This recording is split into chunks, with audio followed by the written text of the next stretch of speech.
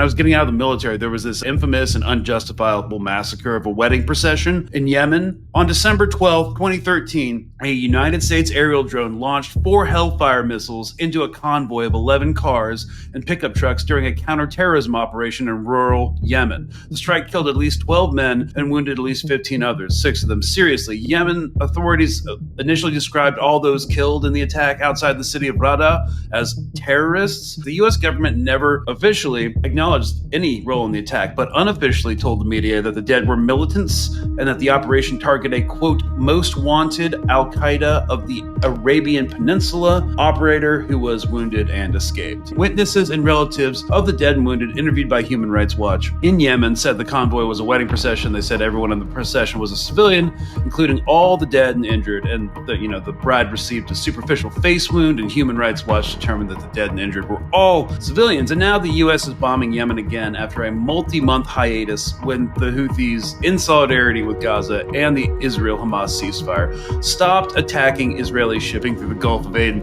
And now the Houthis have started again in response to Israel breaking the terms of the ceasefire and halting all humanitarian aid into Gaza. And President Trump, our ersatz anti-war candidate, has elected to escalate airstrikes into Yemen, bombing some of the poorest people on earth whilst burning up a ton of money on obscenely expensive naval air operations. Instead of using diplomatic and economic leverage to compel Israel to open the flow of aid, thereby halting Houthi retaliation and reopening freedom of navigation for the global supply chain, Donald Art of the Deal Trump is using this opportunity to isolate the Houthis from Iran's weakened axis of resistance and force them to accept more favorable terms for the U.S. in a future nuclear deal. And we're going to be diving into all that tonight.